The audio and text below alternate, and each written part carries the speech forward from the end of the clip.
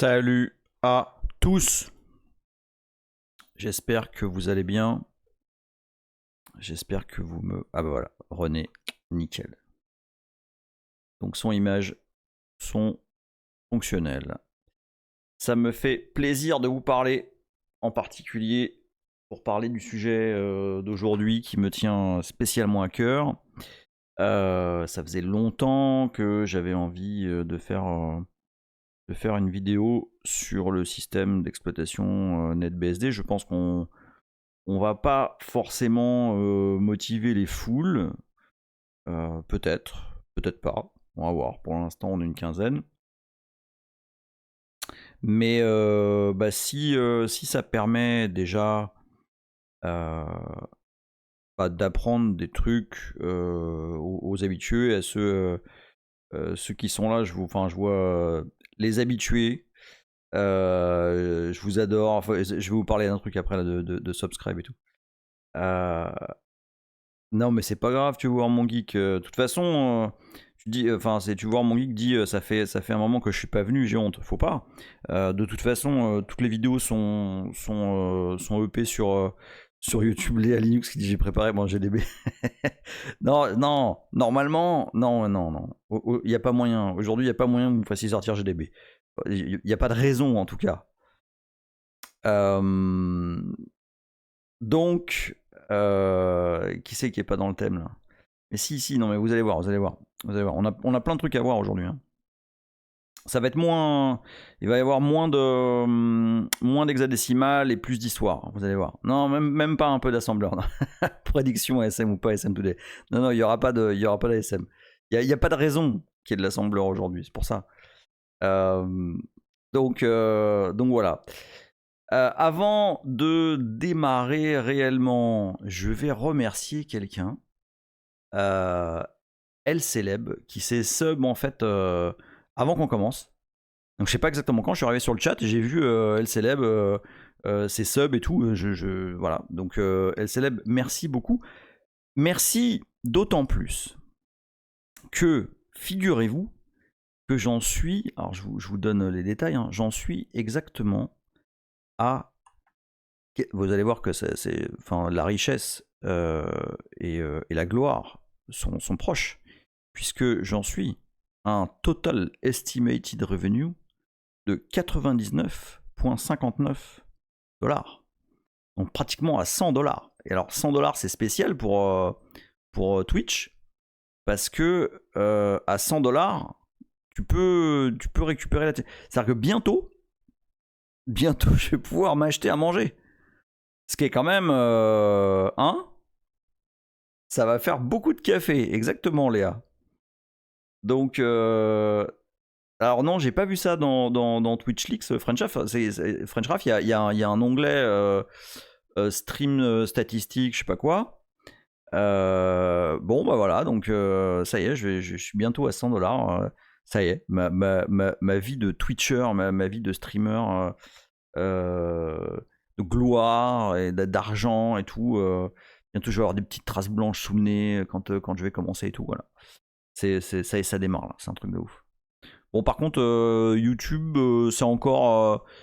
Je suis à 560, 550 subscribers et 2000, je crois 2500 heures de vues. Donc, je suis un peu plus de la moitié. Donc, ce que pas dégueulasse non plus. Hein.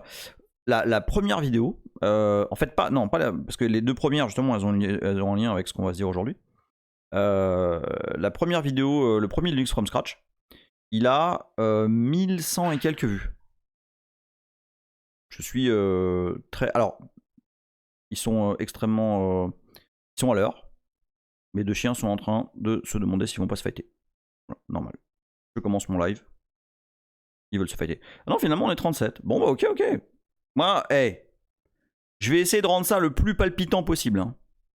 Ah, la dernière fois, j'ai eu des messages sur le... Parce qu'il faut que je vous dise, donc pour ceux qui... Je sais pas qui assiste aux deux lives, hein. J'ai deux lives, j'en ai un, c'est sur les systèmes d'exploitation, donc habituellement Linux, là maintenant NetBSD. Et puis le mercredi, depuis 2 semaines, je fais des initiations au C.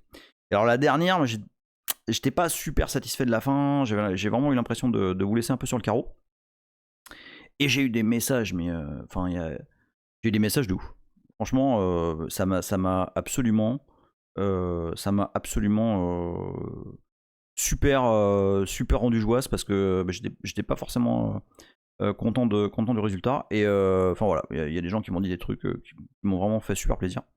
Donc voilà, merci à vous d'être là, merci pour les commentaires, merci pour les tweets, pour les retweets, pour les barres que vous me faites taper sur les commentaires que vous mettez. Voilà, c'est toujours un vrai bonheur.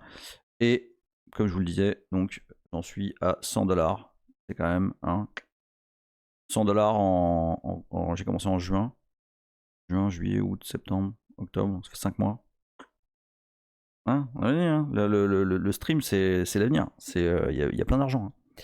Bourgeois, exactement. Je suis un gros bourgeois là. Donc voilà. Donc remerciements spéciaux à El Celeb, grâce à qui je vais peut-être pouvoir cliquer sur Withdraw My Gains que je peux pas cliquer dessus depuis le début parce que en fait c'est le minimum c'est 100$. Voilà. Ce soir c'est la fête. Ce soir je prends menu maxi chez Burger King. En fait, je mange pas de Burger King. Je vous parle un jour des régimes que je fais. Bon, allez, stop. Arrête de raconter n'importe quoi. Aujourd'hui, on va parler d'un système d'exploitation. Ah merde. Oh, Juice. Oh ouais, ça fait longtemps. John, tu peux me repasser l'URL du pad, s'il te plaît. Je l'avais ouvert et puis je l'ai paumé. Si ça t'embête pas de me mettre ça sur IRC, ça serait cool. Merci beaucoup. Ouais, IRC, mais en fait, là, voilà, super. Ok. Voilà, donc je vous rappelle, hein, comme j'ai généralement pas l'attention suffisante pour lire toutes les questions qui passent, John Livingstone, qui est modérateur du canal Twitch, a l'extrême gentillesse de prendre les questions et de les noter sur un pad. Ça me permet, moi, de voir après où on en est. D'ailleurs, j'ai rien oublié. Hein.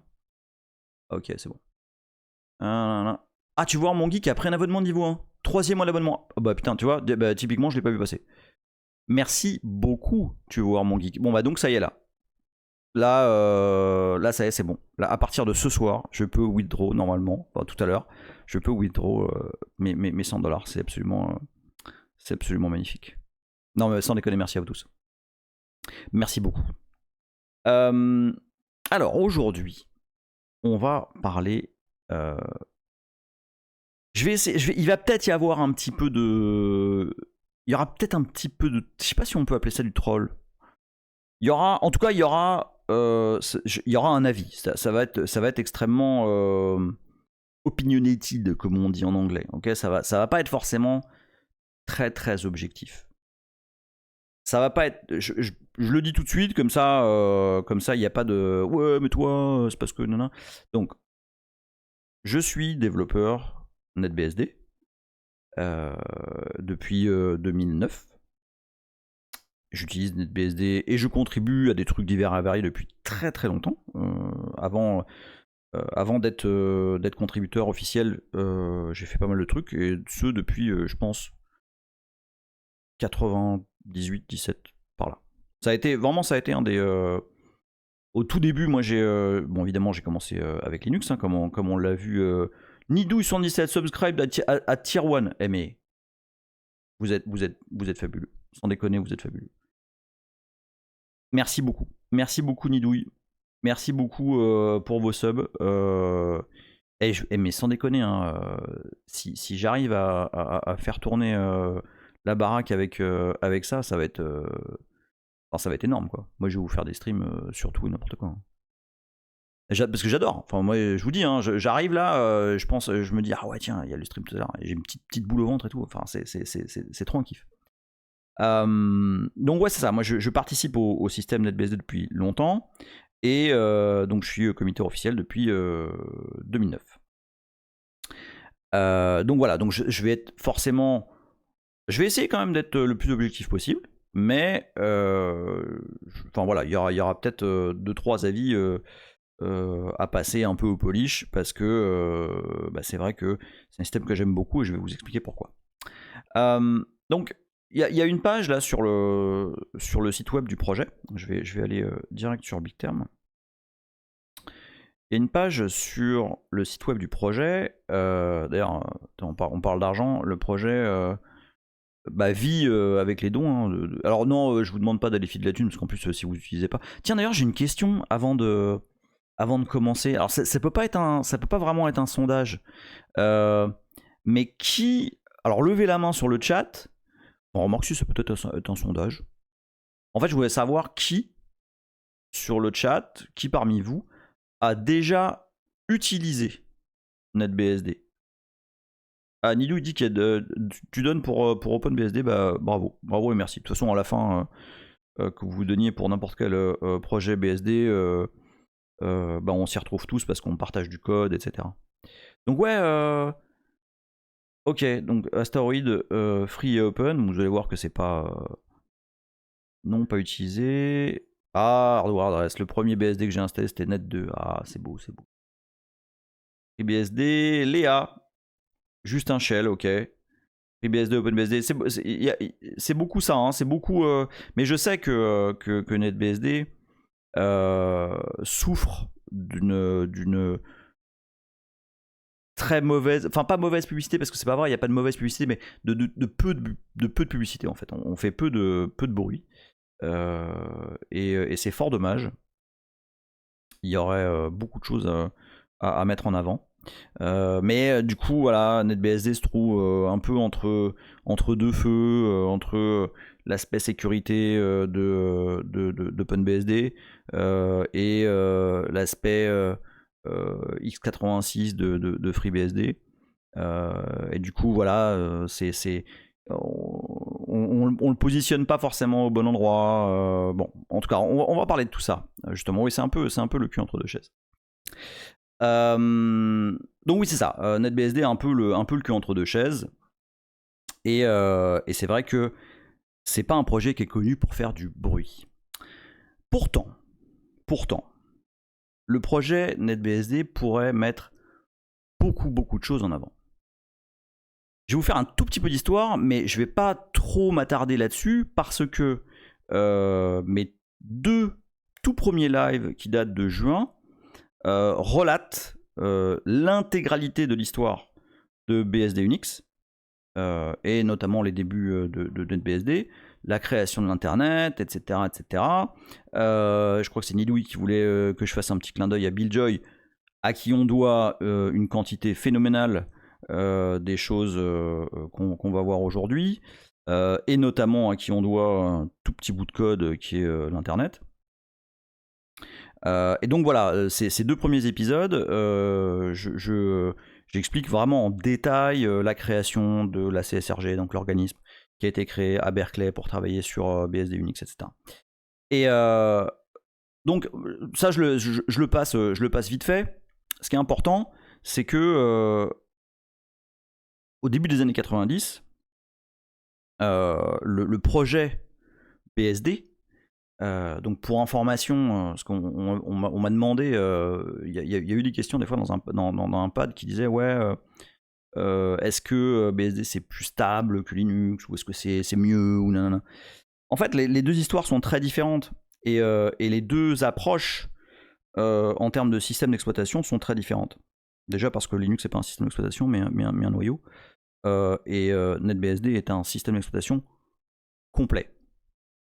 Et en fait, au début des années 90, il y a, donc l'université de Berkeley et en particulier la CSRG travaille et finalise. Je vais pas revenir sur l'histoire entre AT&T et Berkeley, etc., les procès et tout, parce que c'est pareil, j'en parle largement dans les 2 premiers streams. Mais sortent plusieurs versions de BSD Unix. Pour info, il y en a une qui s'appelle 4.3 BSD. 4.3 BSD a été sacré meilleur software de tous les temps, je ne sais plus par qui. Je vais vous le retrouver. Mais parce que sinon vous allez dire que je mytho et tout. Alors attends, c'est 4.3 BSD, best software, on va dire, best software ever written ou un truc comme ça. Vous le retrouvez. Voilà. 4.3 BSD declare. Je vais vous mettre le lien sur le dans Firefox. Boum boum, pouf, voilà. J'aurais dû mettre ça dès le début en fait. Donc une Information Week, un site extrêmement intéressant. Je l'ai pas vu l'article, hein, donc. Non. Ah ouais, en plus, ok. Bon bref, en tout cas, 4.3 BSD. Voilà, so, the single greatest piece of software ever, the broadcast impact on the world was BSD 4.3. En fait, c'est 4.3 BSD. Prenez les trucs. Donc voilà, comme je disais, c'est un site extrêmement intéressant. Mais tout ça pour vous dire que l'impact du travail de Berkeley est considérable. Et il y a donc des travaux qui consistent à...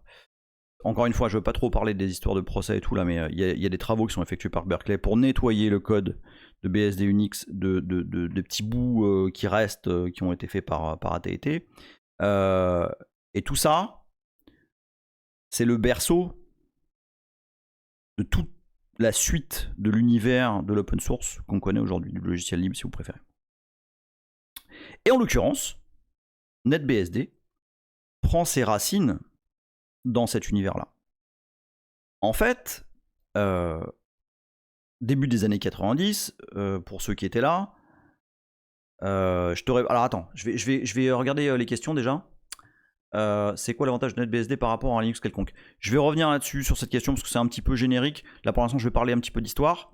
Et puis après je vous parlerai peut-être des avantages, des inconvénients, ou en fait on va les voir au fur et à mesure, parce que je vais vous présenter un peu le fonctionnement du système. Léa qui demande est-ce qu'il reste encore des bouts de AT&T dans BSD? Bah non, justement.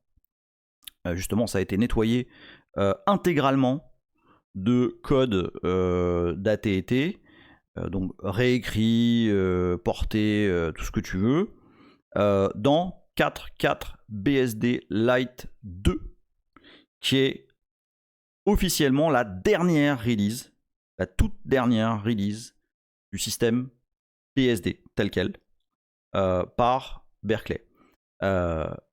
Souvent, on voit, soit dans les forums, sur IRC, sur Twitter, etc. Ouais, gna gna, BSD c'est nul, BSD gna. BSD ça n'existe plus en fait. Okay, l'OS BSD n'est plus maintenu. Enfin, il existe sous forme de code source. Okay, mais vous l'installez pas sur vos machines. De toute façon, c'était pas prévu pour x86. Justement.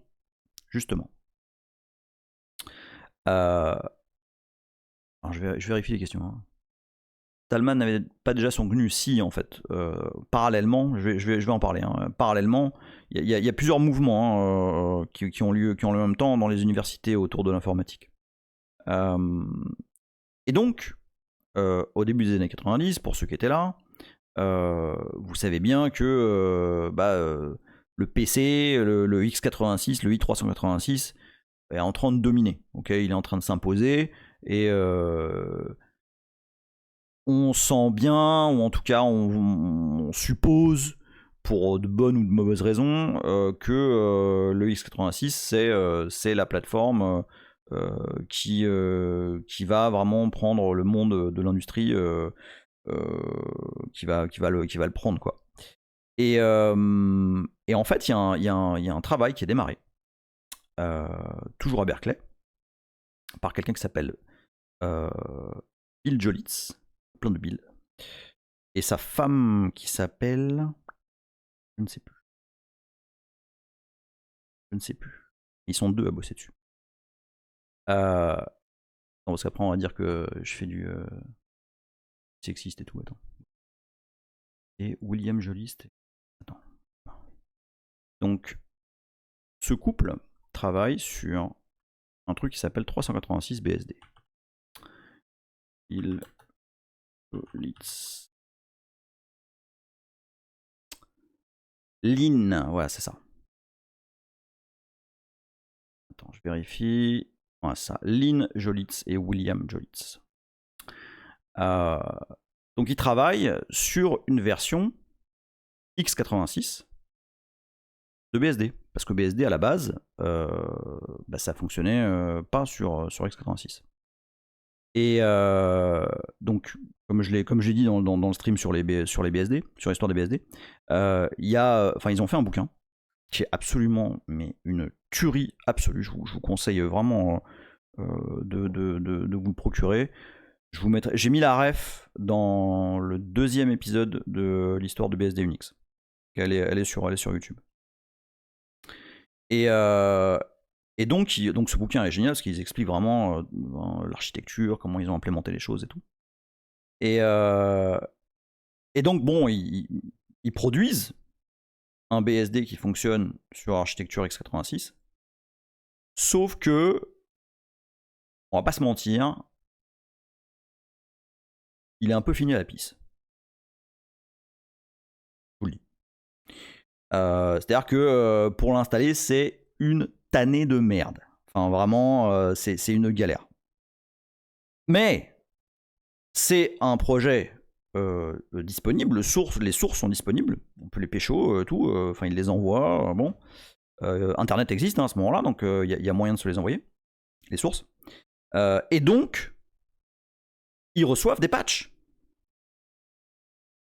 Ils reçoivent des patchs pour améliorer des trucs, pour améliorer le système de démarrage, pour améliorer les exécutables, pour améliorer le kernel, etc. Mais ça leur plaît pas. Voilà, ils aiment pas ça. C'est un peu les. Il y a des mecs comme ça dans le monde du logiciel libre, je sais pas si vous en connaissez, qui sont pas très chauds sur importer des patchs, des pull requests, etc.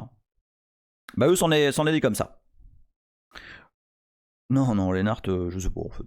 Je pense pas que ce soit. Alors il a beaucoup de défauts, mais celui-là, je pense pas. Vu le nombre de contributeurs. Hein.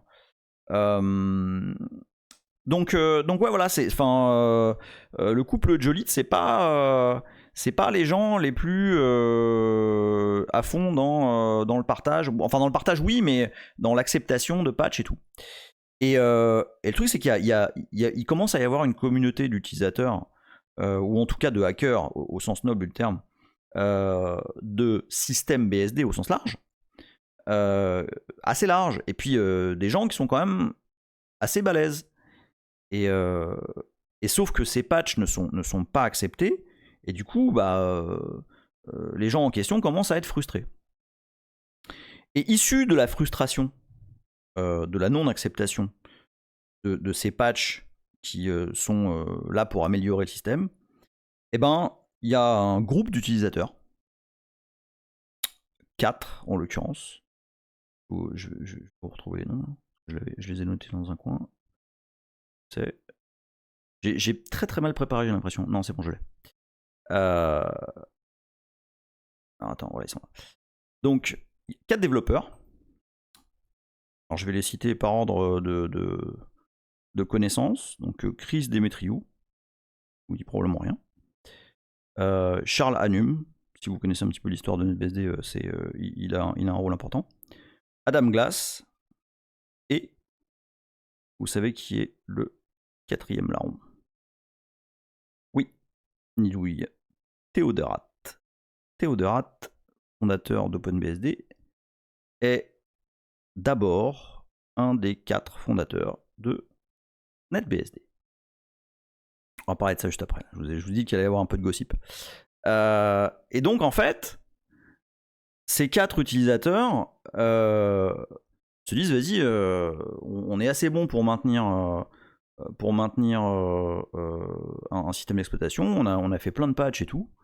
Moi, on propose de forker, quoi, de faire un système d'exploitation qui est basé sur 386 BSD et 4.3 BSD et Net2, en fait. Il y a plein de sources à ce moment-là, mais qui sont tous dans la lignée de BSD Unix. Hein, regardez, ils ont fait une petite timeline en ASCII art, là, c'est pas beau ça. Voilà. Tac, tac, tac, 3 BSD, boum, boum, ça fork, ça intègre des patchs et tout, nanan. Il y a 3 BSD Tao, et ici, bim, ça commence à forker. Donc BSD 386, ce qui n'est pas la même chose que 386 BSD, oui je sais, c'est le bordel. En fait, ça ici, BSD 386, c'est une boîte commerciale qui a travaillé sur un portage 386 de BSD à des fins propriétaires commerciales. Ça se donne l'eau ça, sur des sites de téléchargement. Et donc, voilà. Ici, on a le premier fork. Et je tiens à vous dire, parce que moi, je m'entends parfaitement bien avec mes petits camarades d'OpenBSD, avec mes petits camarades de FreeBSD. D'ailleurs, j'utilise régulièrement FreeBSD aussi. Pas Open, simplement parce que j'ai pas de use case particulier. Voilà. Mais il faut que vous sachiez que le premier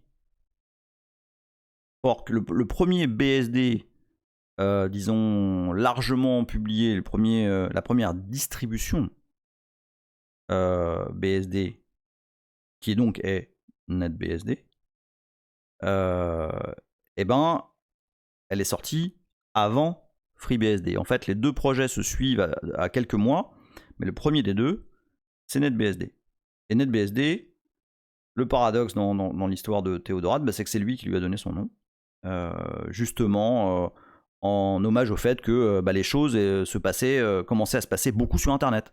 Mais on était au tout début de tout ça, des interactions, des communautés.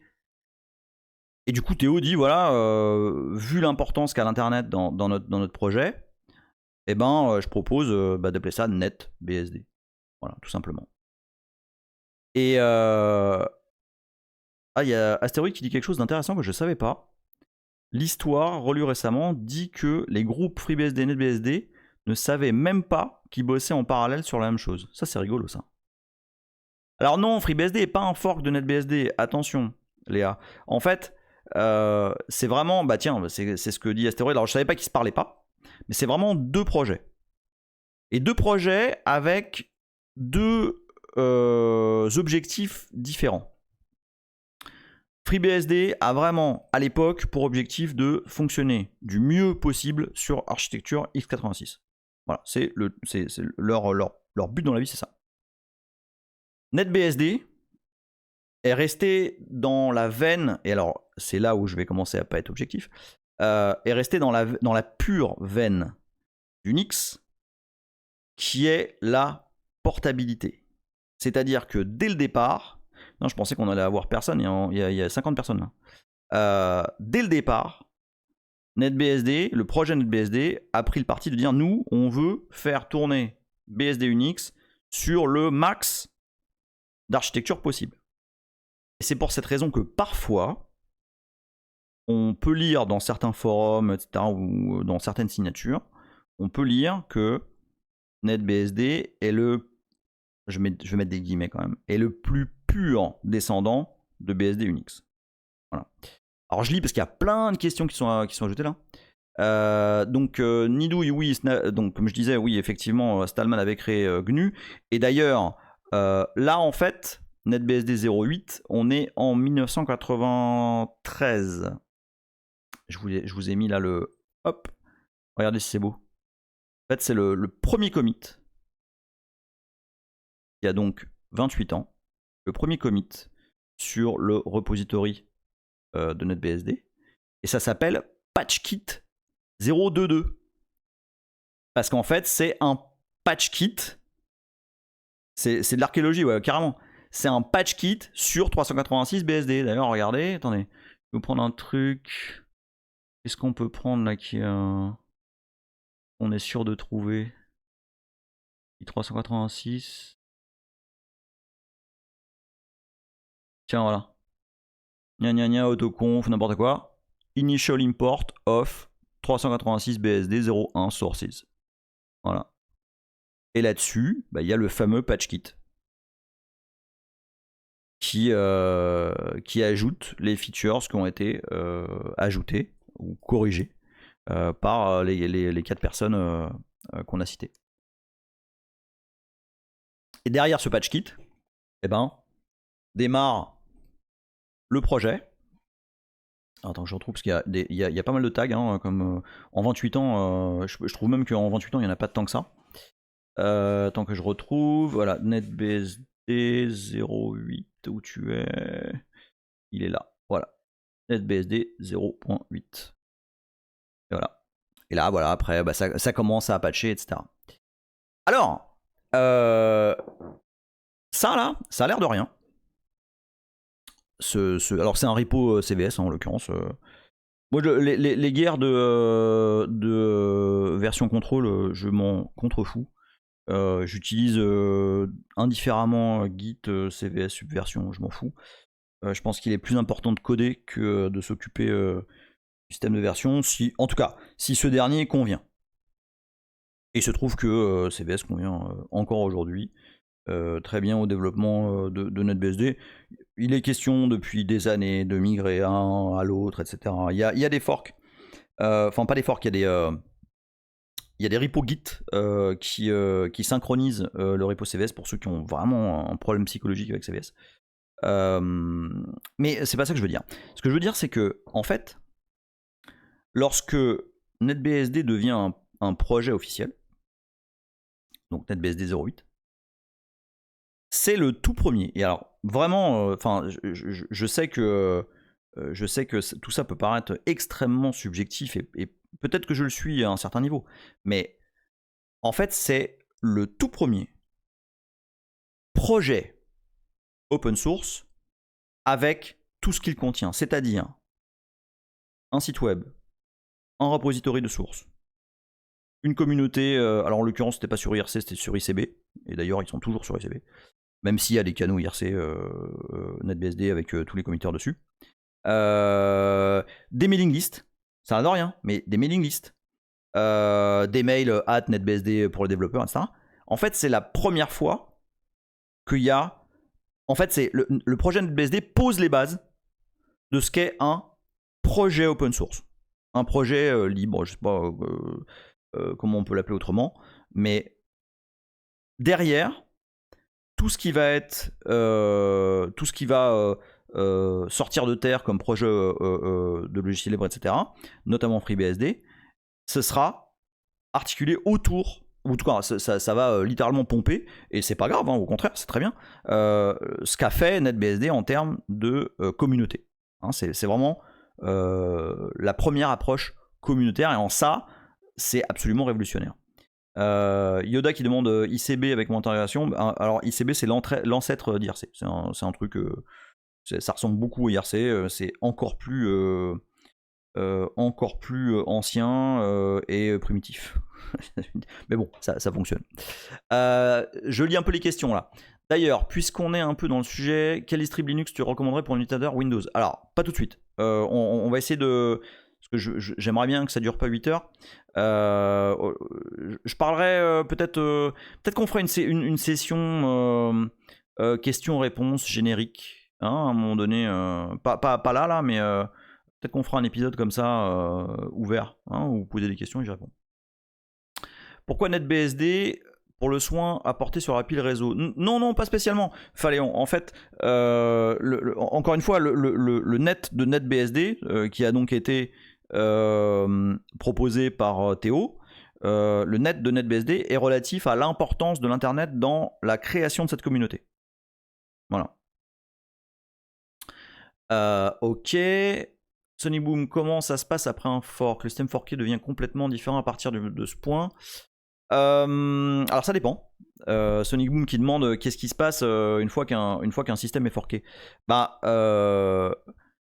par exemple, tu as des forks de FreeBSD qui continuent à être parfaitement compatibles avec FreeBSD. D'accord? Par contre, prends OpenBSD, donc qui a forké en 1994. Au tout début, évidemment, c'était parfaitement compatible avec NetBSD puisque c'était le même codebase. Mais avec le temps, bah, les API ont changé, les ABI ont changé. Les kernels sont plus les mêmes. Enfin voilà, il y a des divergences et puis bah, au bout d'un moment ça devient plus compatible. Sauf à avoir une couche de compatibilité entre les deux. Voilà. Léa, pourquoi ils ont mis un lien entre NetBSD 08 et FreeBSD 1.0 sur le schéma? Probablement parce que, je reprends le schéma, probablement parce que il doit y avoir...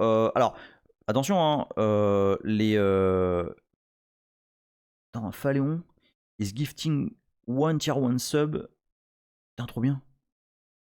Putain, Phaléon, tu t'arrêtes jamais parce qu'en plus t'as déjà donné la dernière fois. Putain, Phaléon, tu claques. Merci beaucoup, Phaléon.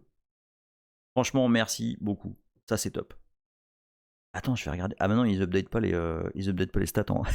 Du coup, je vais regarder si ça a augmenté là. Non, je suis toujours à 99,59. Le mec, il devient greedy, quoi. Donc, oui, c'est ça. Donc, la question de Léa, elle est importante parce que, effectivement, il y a une flèche de NetBSD 08 à FreeBSD 1. En fait, faut comprendre une chose, c'est que les codebases sont différents, d'accord. C'est vrai que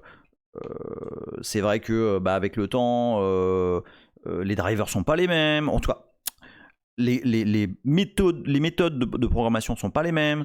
Les kernels n'ont pas les mêmes syscalls, par exemple. Hein. Sur OpenBSD, il y a des syscalls différents, enfin supplémentaires plutôt. Sur FreeBSD aussi, etc. Par contre, la façon de faire est relativement voisine.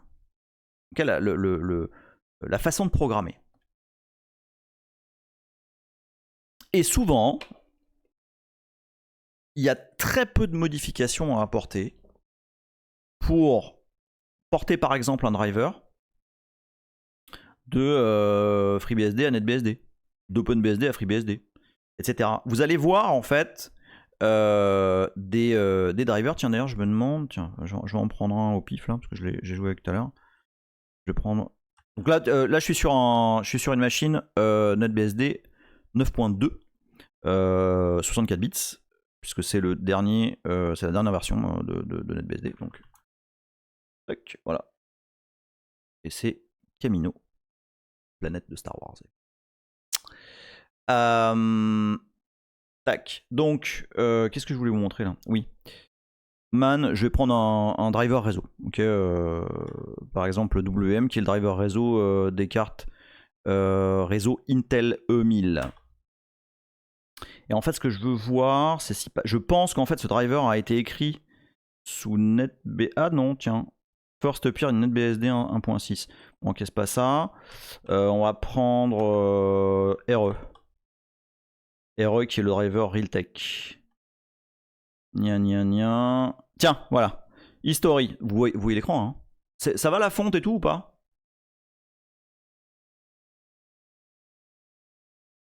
La machine à côté c'est Coruscant. Alors en fait, absolument French Raff. La machine à côté de Camino est absolument Coruscant. Voilà. Donc voilà, vous voyez ce que je vous dis?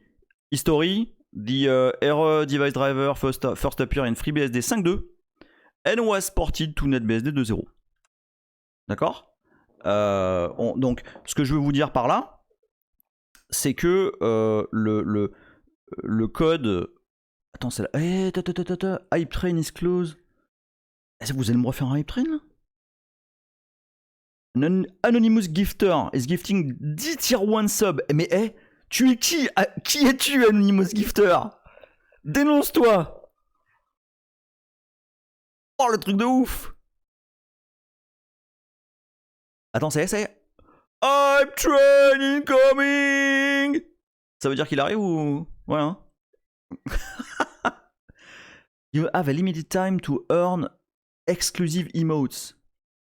Ah ouais, mais je peux pas expliquer des trucs et en même temps... Allez-y. Prenez des emotes, prenez des trucs là. Attends. J'essaie de lire en même temps. Hype Conductors, be one of the top supporters to earn. Ah ouais, mais je peux pas. Bon, allez-y, faites-vous plaisir, prenez des emotes et voilà. Donc, ouais, ce que je voulais dire. Alors oui, merci donateur anonyme. Je sais pas qui tu es, mais ça fait bien plaisir. Voilà, ce que je voulais vous dire, c'est que effectivement, il y a des vases communicants entre tous les BSD. En fait, une des raisons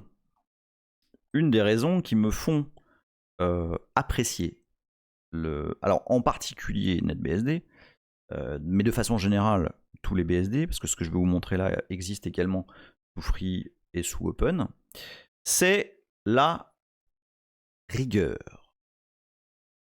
Pour ceux qui connaissent un petit peu le live et pour ceux qui me connaissent personnellement, vous savez que je suis un tantinet rigide et que j'aime bien ce qui est propre, j'aime bien ce qui est cohérent,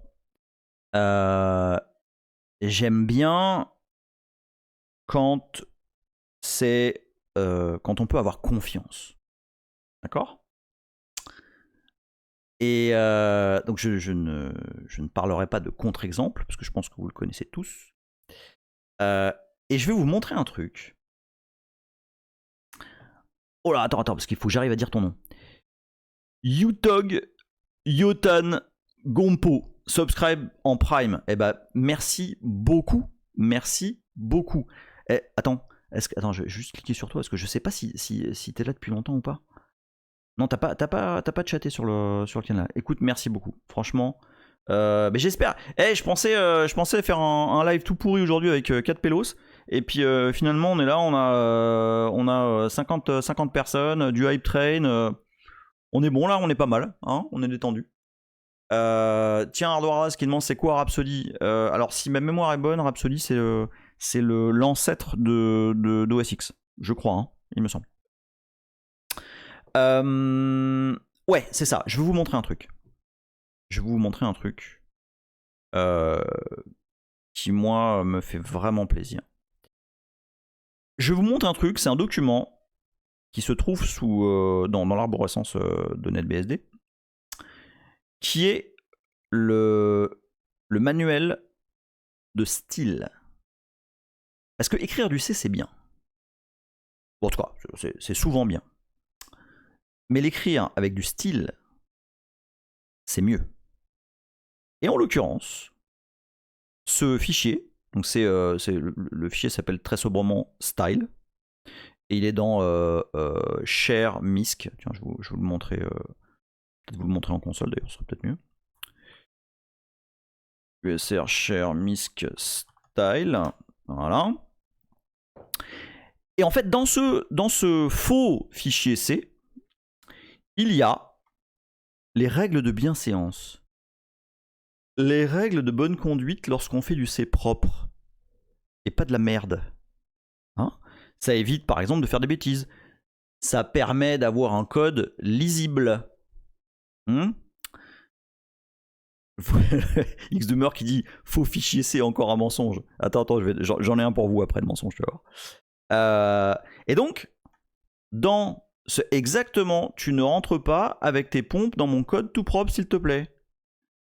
Alors, effectivement, elle se marie. Sur OpenBSD, c'est un man. Et sous FreeBSD aussi. Chez NetBSD, c'est un fichier. Bon. L'important, c'est d'avoir des règles de bonne conduite. Et donc, voilà, par exemple, comment on doit déclarer nos headers, comment on doit les ordonner. Parce que il y a un ordre pour les headers. Ok ? On peut pas tout mettre comme un gros bourrin n'importe comment.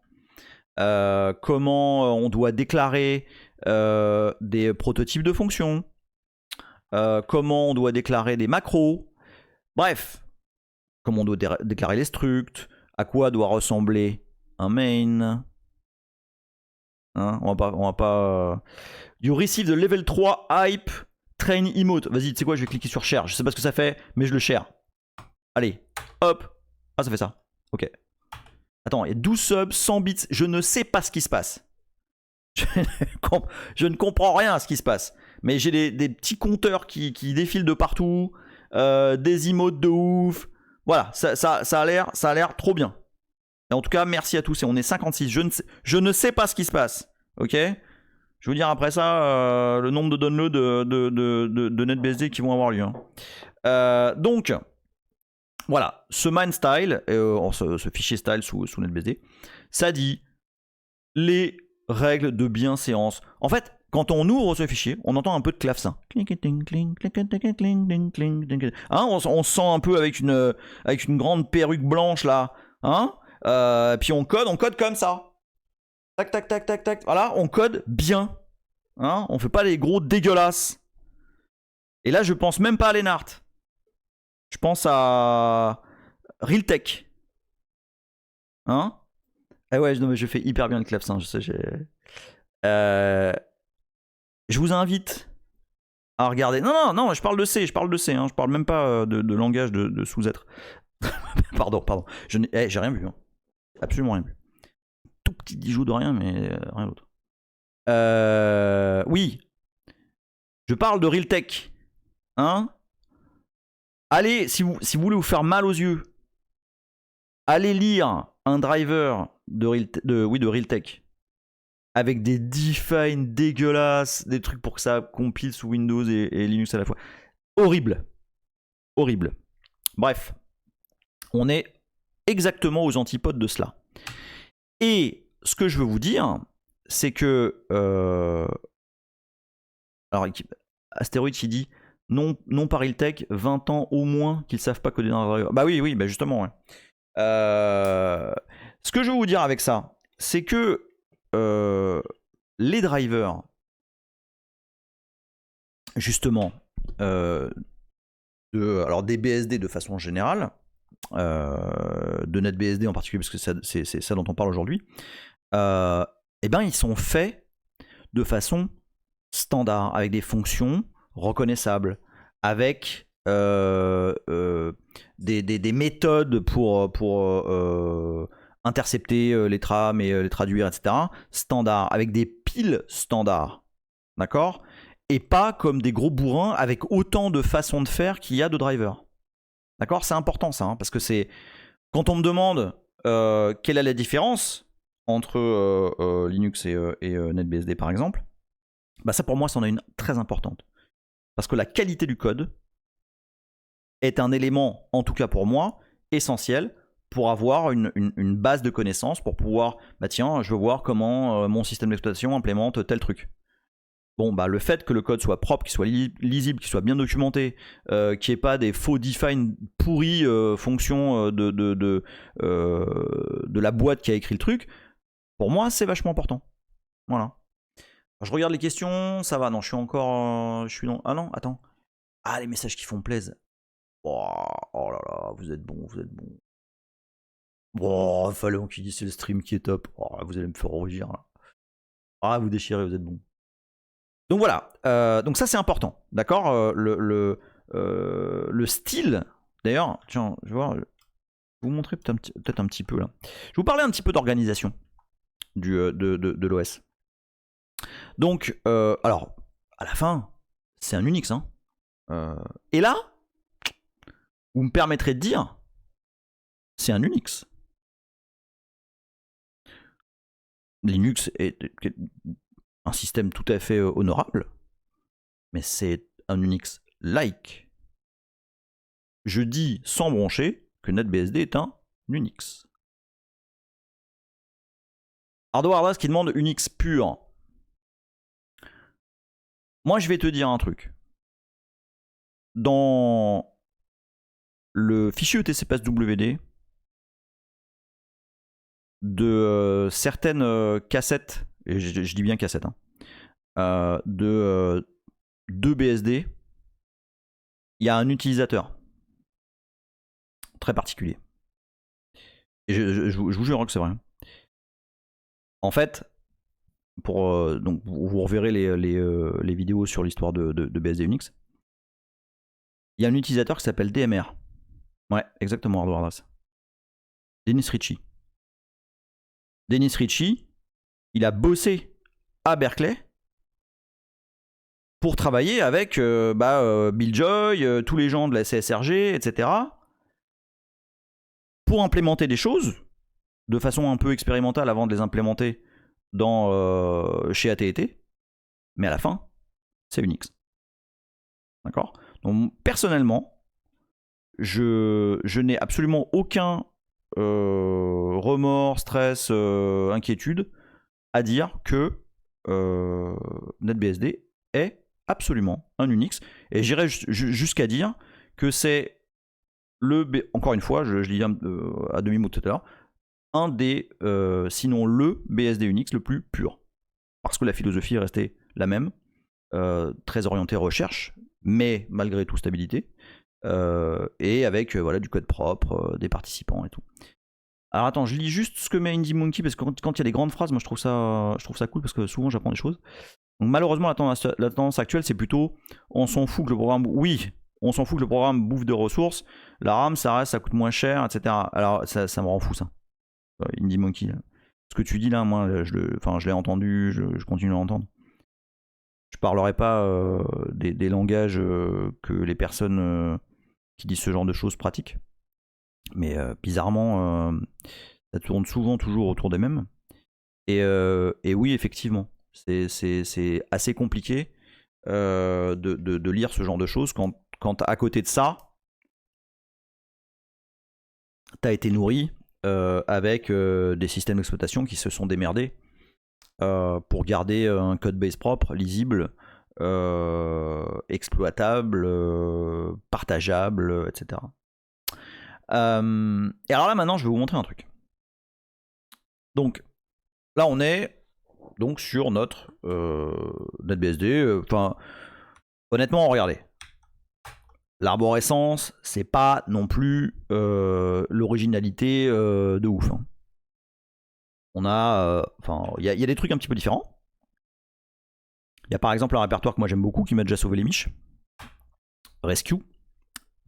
En fait, Rescue, dans ce répertoire-là, il y a des binaires qui ne sont pas, je vais prendre le CP, qui ne sont pas compilés dynamiquement, qui sont linkés statiquement. Alors ça veut dire quoi? Ça veut dire que si je vrac complètement mes libs, comment ça m'est arrivé, eh ben, j'ai tous les outils de base pour réparer. Et ouais, ça m'est arrivé. En fait, ça m'est arrivé un jour où j'étais sur une machine AMD 64, j'ai fait un sysupgrade pour mettre à jour le système, et en fait, j'ai pas fait gaffe, et j'ai sysupgrade du i386 sur une machine AMD 64. Donc ça a été le bordel intégral. Donc slash rescue, très pratique. Boubou du 40, j'ai changé de shell. Oui. En fait, cette machine-là, alors ouais, cette box-là, Camino, je l'ai installée exprès pour le live. Je voulais me refaire une machine de dev là, NetBSD de toute façon, donc ça tombait bien. Mais donc c'est une machine que j'ai montée exprès pour le live. Et en fait, comme j'avais dit la dernière fois, je crois, je suis un peu gavé là de ZSH. C'est trop lourd. Et puis finalement, j'utilise pas grand chose de ZSH, donc je suis revenu à Bash, qui est mon shell historique. Et puis là, c'est un petit truc qui s'appelle. Attends. C'est Powerline Bash ou je sais plus comment il s'appelle. Non, c'est pas ça. Hein. Bash RC. Ouais, Powerline Bash. Et alors, petite parenthèse, Powerline Bash, donc c'est ça qui fait les petites, les invites sympas. Puis si je vais dans un truc Git, bah, ça me met comme le Powerline classique, sauf que c'est du pure shell. Et en fait, c'est un projet français. Et le truc, c'est que je pense que ce projet n'est pas plus connu simplement parce que il est sur GitLab, et c'est un GitLab français où c'est écrit en français. Et il n'y a pas de version anglaise, donc du coup, ouais, c'est un peu dommage. Mais attention, c'est pas Powerline. Hein. Putain, je vous le mets. Powerline Bash. C'est pas le Powerline en Python là. Attends. Merde, il est où? Attends, il est là. Voilà. Tac, tac, tac.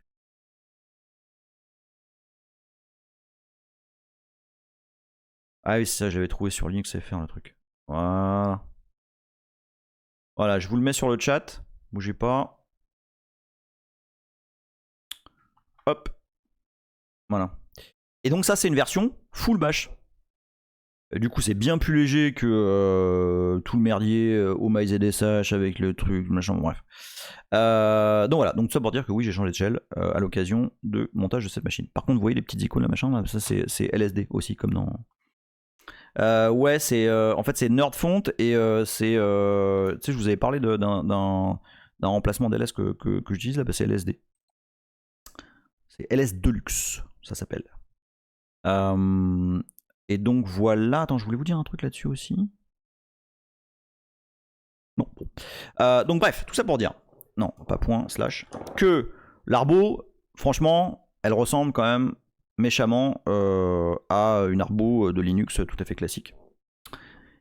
Et quand on parle de standard, eh ben on a aussi un répertoire USR, et habituellement, dans USR, lorsqu'on veut disons, tuner de façon assez violente le système et qu'on veut compiler des trucs, eh ben, on va probablement aller toucher aux sources. Et les sources, par défaut, elles sont là. D'accord, elles sont dans USR SRC. Et alors là, on va toucher quelque chose de de très très important dans la structure d'un système BSD au sens large. Parce que vous allez voir que, en fait, ici, là, dans SRC, on n'a pas juste des sources de kernel.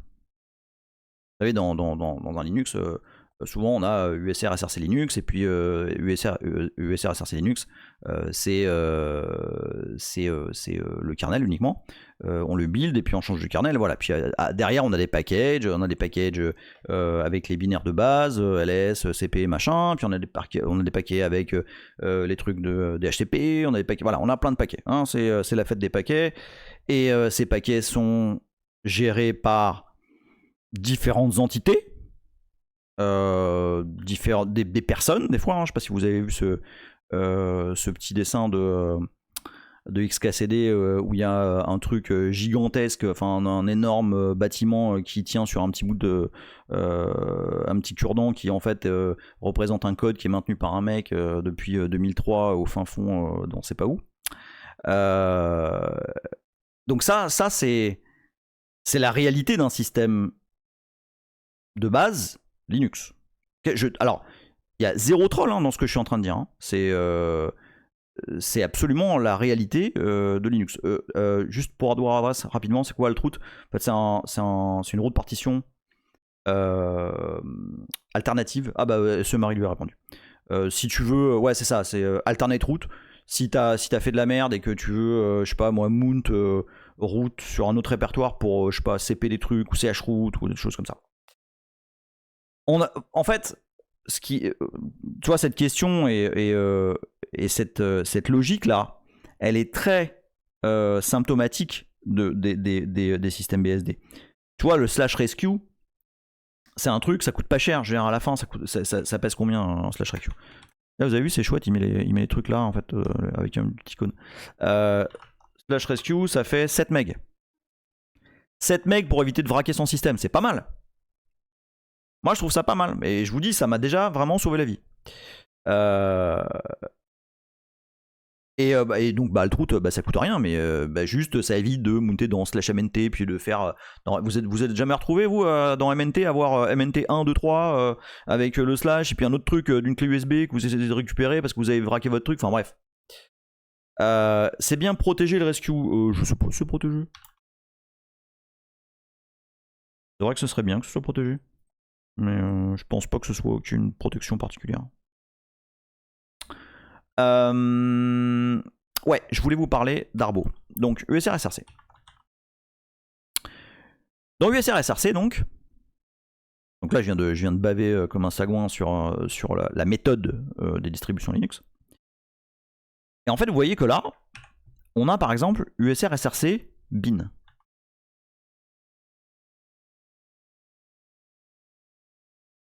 Attends. Tu peux me faire un grep font config kitty.conf sur ton desktop. Mais j'utilise pas Kitty. Ah oui, non, en fait, c'est pas Kitty là.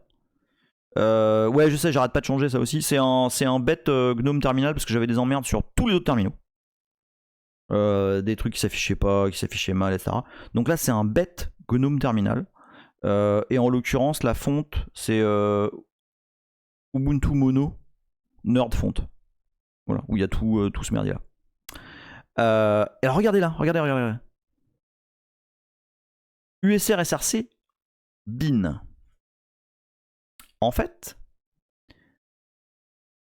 un système BSD, bon en tout cas la NetBSD c'est vrai pour Open, c'est vrai pour Free, c'est vrai pour Dragonfly, c'est vrai pour tous les BSD à ma connaissance. Ah non, justement il n'y a pas de mensonge. C'est pas juste un kernel. C'est le système d'exploitation au complet. D'accord? L'équipe qui a en charge de maintenir le système d'exploitation, déjà premièrement elle est élue. Et on fait venir des gens, on les appelle, on leur dit est-ce que tu as envie de bosser sur le système et tout. À partir du moment où ils disent oui et où tout le monde est d'accord, bah on lui donne un commit bit. Donc il a le droit de commit sur le projet. Et l'intégralité des outils de base du système d'exploitation sont dans le code source. Niveau interface graphique, c'est pareil. Alors attends, peut-être pas. En fait, je pense que X maintenant est sorti. Il me semble que X ne fait plus partie. Si, X fait partie de base. Non, je dis de la merde. Non, X est également maintenu par la core team. Enfin, par l'équipe de mainteneurs. Et donc, on a par exemple USRC, SBIN, tous les outils de SBIN. Donc, par exemple, SBIN init. Allez, juste pour la blague. Ok. WC, où il est WC? Il est dans USR bin. Donc, USR SRC, USR bin, WC. Voilà. Tous les codes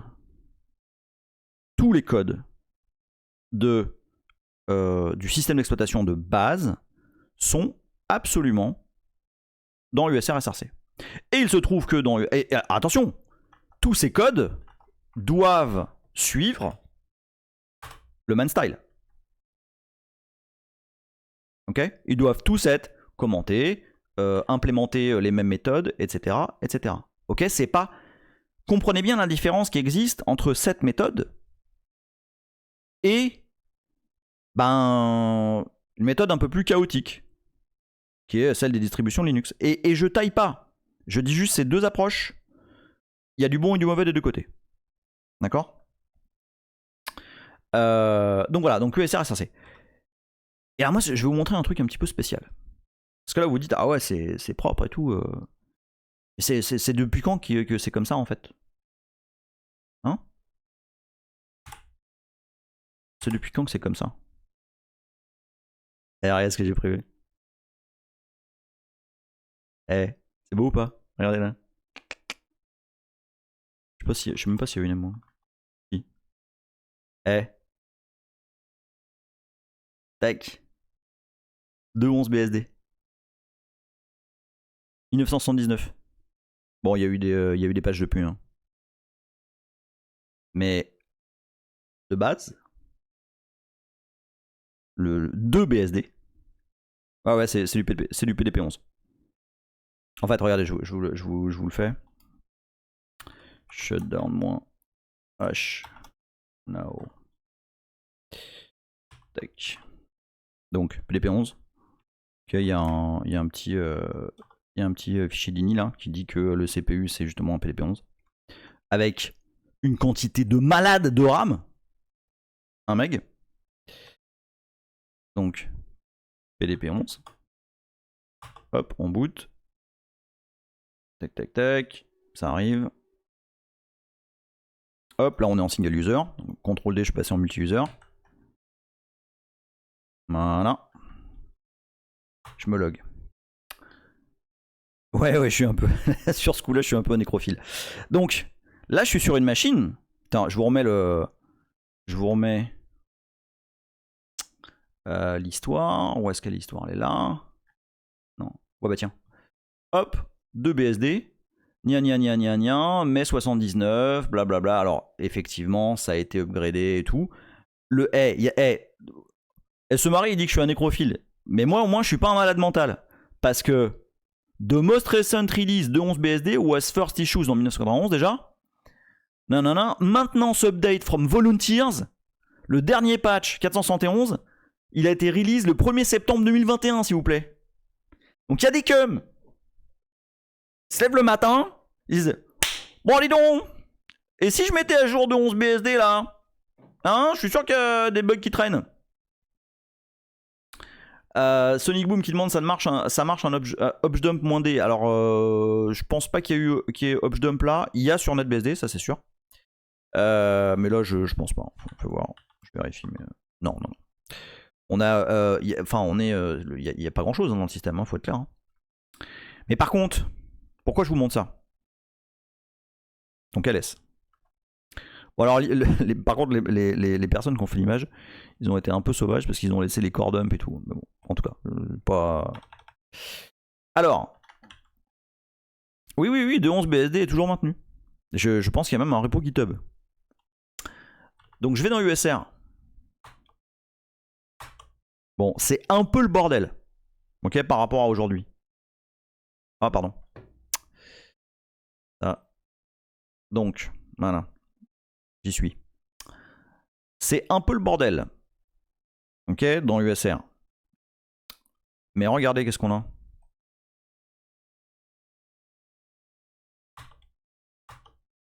Et ouais.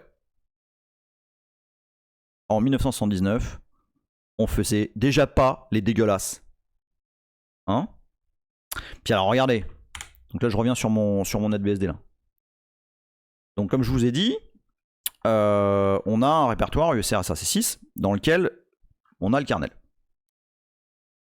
Et dans le kernel, enfin dans le code source du kernel et la configuration du kernel, donc 6, on a les architectures.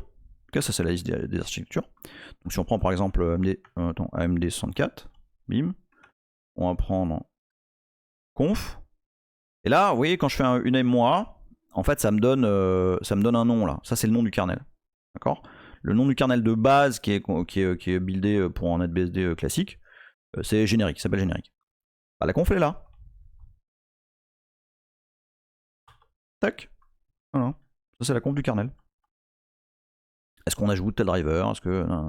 Okay. Générique. Je reviens sur mon 2.11 BSD. Donc là je suis où là? SRC. 6? Ah bah tiens, ça existe. Attends, si je vais dans par exemple PDP. Ah, hop, architecture. Si je vais dans conf. Oh, dis donc, générique. Merde. Ah oui, non. N'importe quoi. Hop, une conf kernel. C'est beau ou pas? Alors, dans cette conf kernel. Ah oui, flèche du haut, ça marche pas. Hein. On a un truc qui est désactivé par défaut. TCP/IP. Ouais. Bah ouais. À ce moment-là de l'histoire, bah, c'était désactivé. Bah, 1979, les mecs. Eh ouais. Eh oui. Et en fait, si tu activais Internet dans la conf du kernel, alors je vais essayer de la... Parce que en fait, c'est un peu le bordel. Parce que le terminal est complètement... si je fais un mort, ça fait des trucs dans tous les sens. Ce qui est normal, vu la date du truc. Par contre, je vais... Ouais, c'est bon, je peux le faire avec ça. Ah voilà, attends.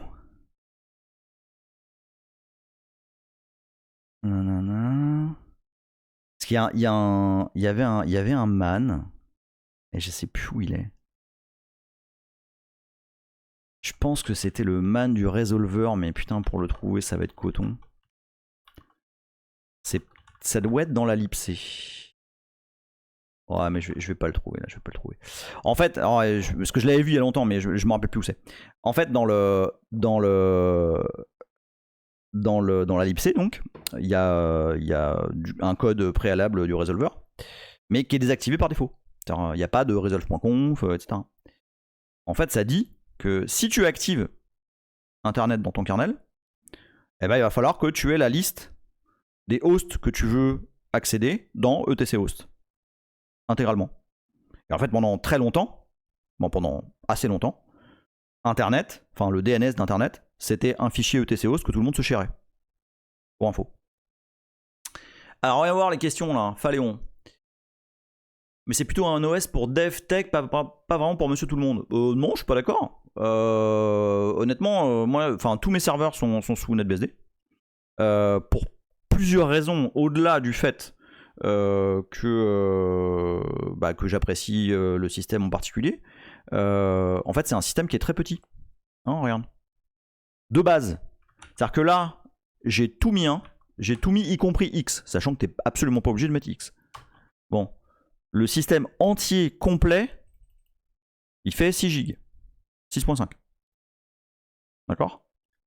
Ça, c'est quelque chose que j'apprécie beaucoup. Et puis après, il y a la structure. Donc, c'est ce que je suis en train de vous montrer. La structure du système d'exploitation, moi, je l'apprécie beaucoup. Notamment, donc là, je vous ai montré un petit peu la gueule des sources, etc. Mais il y a aussi le démarrage de la machine. Je sais pas, est-ce que je vous montre un peu de C aujourd'hui ? Non. Non, pour l'instant, je vais juste rester sur le fonctionnement. Donc, comme vous vous en doutez, le démarrage d'une machine NetBSD, mais c'est vrai pour FreeBSD, c'est vrai pour OpenBSD, qui... Alors là, quelque chose que je vais vous apprendre peut-être. Donc le système d'init de NetBSD s'articule autour de fichiers de démarrage RC. Alors je vous montre un truc quand même. Donc ici on a etc RC qui est le script entre guillemets maître. D'accord, et puis ça va include etc RC SUBR qui sont les sous-routines. En fait, etc RC SUBR, moi je vous conseille de jeter un œil dessus pour apprendre des trucs assez violents en shell. RC SUBR, franchement, c'est un superbe morceau de shell. Et en fait, il y a plein de sous-routines là-dedans qui permettent de standardiser, parce que l'argument ultime des gens qui utilisent des systèmes d'init un peu compliqués, c'est de dire oui, mais c'est parce que les scripts d'init Linux, c'était le bordel, il y en avait partout, chacun faisait ce qu'il voulait. Bah mais c'est pas la faute du script, mon gars. C'est parce qu'il n'y a rien de standardisé. Parce que s'il y avait quelque chose de standardisé, notamment l'ordre des choses, etc., comme c'est le cas, en l'occurrence, sous NetBSD, sous FreeBSD et sous OpenBSD, parce qu'ils utilisent les trois le même système de fichiers RC, dont l'origine provient de, je vous le donne en mille, NetBSD. En fait, RCNG, ça s'appelle comme ça, a été d'abord créé par NetBSD, puis adopté par FreeBSD et OpenBSD. SEMARI, je dis pas de bêtises, hein, sur OpenBSD, vous êtes aussi passé sur RCNG, hein, je pense. Et alors, regardez, parce que donc c'est effectivement etc RC qui est appelé par init, d'accord ? Alors il fait des trucs, machin, ça check, et puis après ça va vérifier ce qui est configuré ici, dans etcrc.conf. Salut The Penguin 22, non, t'arrives pas forcément trop tard, on découvre. Bon, il n'y a pas d'ordre particulier, puis de toute façon, l'épisode sera sur YouTube, tu pourras repérer le début. Alors SEMARI me dit on a un ETCRC après savoir si c'est le même. Alors c'est peut-être pas le même SEMARI que NetBSD, mais je pense que vous avez un système de démarrage maintenant qui est le même. Non mais Léa, je vais pas faire de C là. J'avais prévu, mais finalement ça fait déjà 1h15, donc je vais pas le faire. Donc comment ça marche En fait, on déclare dans un fichier qui est etcrc.conf, la configuration des fichiers de démarrage. On dit voilà, moi je veux démarrer DHCPCD, qui est le client DHCP. Et puis je veux lui passer ces flags là. Je veux démarrer SSHD, je veux démarrer NTPD, NTPDate, et ça c'est la gestion de la console. Et ensuite, une fois qu'on a déclarer le service dans etcrc.conf, bah, on dit donc service qui en fait fait un etcrcd machin. Ouais, mais c'est en fait je pense.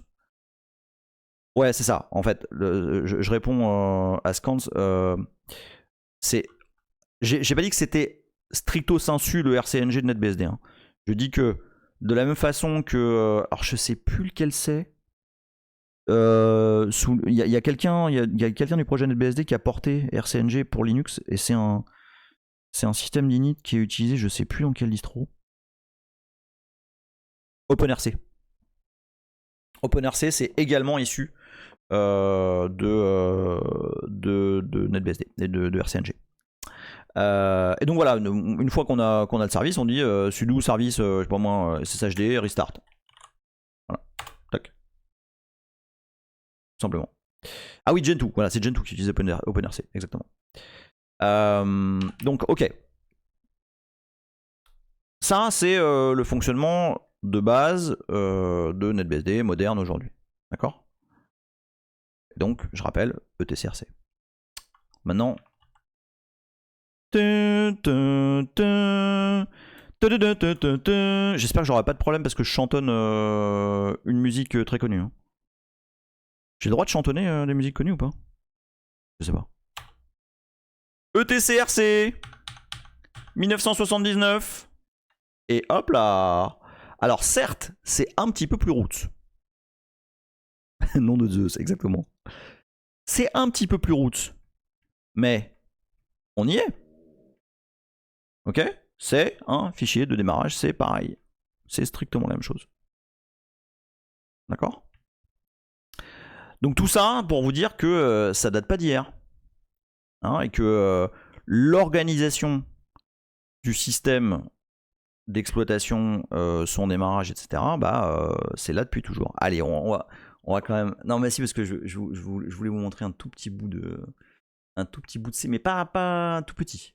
Petit bout de C. Vous allez voir. Attends que je le retrouve. Voilà, c'est ça. En fait, je voulais... Non, pas d'assembleur. Il n'y aura pas d'assembleur. Il n'y a aucune raison que je vous montre l'assembleur. En fait, c'est juste pour vous montrer le démarrage, en fait. L'équivalent, vous vous rappelez, dans Linux, là, on a montré init, etc. Bah là, je vais vous montrer pareil. Attends, ça c'était le manstyle, je pense. Ouais, c'est le manstyle. Ça c'était 386 BSD. Je sais que vous le voyez pas, hein, c'est juste que je veux être sûr de pas vous montrer n'importe quoi. Et celui-là, c'est init.c. Voilà. Alors, 2 secondes. Voilà. ETC, RC. Moi, c'est que je vous montrer. Voilà. Donc, je vous sors le Firefox. Voilà. Donc, ça, c'est init.c. L'init.c de NetBSD current en l'occurrence, mais ce serait, je pense que c'est sensiblement pareil sous 9 ou même il y a assez longtemps. Et donc on a voilà static state machin run nanana, voilà hop, et ça exécute run etcrc une chose de next state là voilà hop, on retourne ici. Évidemment init retourne un int, d'accord. Non, mais je pense qu'on... John, même si tu dois partir dans 10 minutes, hein, je pense qu'on va pas... Je vais m'arrêter bientôt, en fait. On va pas trop... Je voulais parler de package source, mais je pense que je ferai un numéro spécial sur package source. Donc, on renvoie un int, bien évidemment, hein, parce qu'on veut que notre kernel sache ce qui s'est passé. Et alors, hardware address... Alors, donc là, ça, c'est le bout de code dans le kernel qui appelle init. D'accord? Donc on a la liste des possibilités pour appeler init. Donc ça va, on va faire une boucle sur tous ces exécutables et puis on va s'arrêter dès qu'il y en a un qui fonctionne.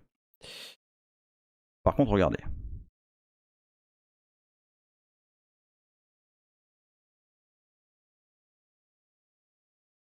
Oh, oh le menteur! Oh le menteur de ouf! Non, c'est le Void, Made Void qui est moche. Le deuxième Void, à la limite, bon. Et pourquoi il y a un Void ici? Oh là là là là! Oh, c'est quoi? En fait, il y a une raison. Voilà, John Livingstone, évidemment. Mais non, c'est pas sale. Il y a effectivement une raison. C'est que ici, on est dans le main du kernel. À qui vous voulez qu'il retourne un code d'erreur, le kernel? Au BIOS? À Grub? Non, non, promis. Ça n'a. Oui, à Dieu. Il n'y a personne pour l'écouter. Exactement. John Livingstone, il n'y a personne. Et donc, voici le seul cas de figure, à mon sens, où on peut se permettre. Non mais en plus, j'ai vu ça, je me suis éclaté de rire, je me suis dit, je vais leur montrer, et ça va tout péter. Donc, oui. Et oui. Il n'y a pas besoin, le kernel n'a pas besoin de... Léa qui dit, il y a trop de gens qui mentent, mais tu le vois pas. Le kernel n'a pas besoin de renvoyer son statut, son état, un code de retour, etc. De toute façon, il n'y a personne derrière. Il y a derrière le kernel, il y a personne. Enfin, si ça foire, ben, ça panique, et puis voilà, c'est tout ce qui va se passer. Voilà. Mais fallait que je vous montre ça avant la fin, parce que... Fallait que je vous montre ça avant que John s'en aille, parce que je voulais qu'il le voie. Bon, très rapidement, avant de finir, tiens, j'enlève le Firefox. Pour ceux qui voudraient essayer des trucs, alors ce n'est pas de la promo, c'est juste, voilà, il se trouve que ça fonctionne comme ça. Évidemment, il y a donc dans le système d'exploitation, il y a USRBin, USRSBin, SBin, bin, etc., etc. Donc ça, c'est le système de base, d'accord? Mais évidemment, la core team n'est pas responsable de l'intégralité des softs de la planète, d'accord? Donc il y a également des packages, ok? Il y a deux façons d'installer des packages. Il y a la possibilité de les installer par des sources, on appelle ça package source. Je vous montrerai ça un peu plus tard. Je réponds à Phaléon parce que comme ça vous le savez, vous pouvez jouer chez vous. C'est une VM, hein. C'est une VM et c'est une VM qui fonctionne en paravirt. D'accord, donc c'est une interface VIO IF0, c'est du disque Virta.io, voilà, donc ça blaste pas mal. Donc, méthode numéro 1 ancestrale d'installation de package, c'est package source, package SRC. Et puis il y a une deuxième méthode, beaucoup plus simple, qui est... Ouais, j'ai vu, on est 64, je suis assez épaté. Salut Tata, yo yo yo yo. Donc il y a une deuxième méthode, beaucoup plus facile pour installer des packages, comme dans pas mal de systèmes d'exploitation. Il y a un système de gestion de paquets binaire que je connais assez bien, qui s'appelle Packagin, PKGIN, et je le connais assez bien parce que c'est moi qui l'ai écrit. Voilà. Donc du coup, vous avez un outil qui s'appelle Packagin, qui est là, qui permet d'installer, voilà, sudo packagin install, je sais pas quoi, fiche. Puis ça fait, ça installe les dépendances, etc. Voilà. Donc vous pouvez utiliser ça. Alors c'est absolument calqué. Alors c'est absolument pas un port, hein, mais c'est calqué sur le fonctionnement d'APT. Parce que je trouve que APT ça fonctionne bien. Alors évidemment, encore une fois, ça fonctionne, c'est tout à fait différent. Le fonctionnement interne de Packagin et d'APT, mais derrière le résultat est sensiblement identique. Et le dernier truc que je veux vous dire, c'est que en fait les packages, donc je reviens sur cet aspect de propreté, etc. Le système de base, encore une fois, il est dans USRBin, USRSBin, SBin, bin, etc., etc.